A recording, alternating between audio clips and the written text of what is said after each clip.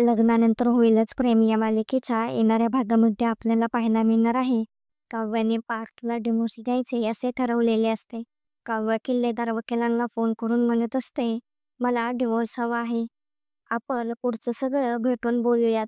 मी तुम्हाला सांगते पुढे काय करायचं आहे ते. किल्लेदार वकील हे पार्थचे क्लायंट असतात. जेव्हा काव्याने त्यांना फोन केलेला असतो तेव्हा ते पार्थ सोबतच असतात. काव्य वकिलांना पत्ता सांगत असते. तेव्हा ते वकील पार्थला तो पत्ता लिहून घ्यायला सांगतात.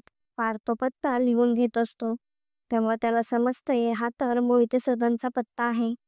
पार्थ तो पत्ता पाहून शॉक होतो.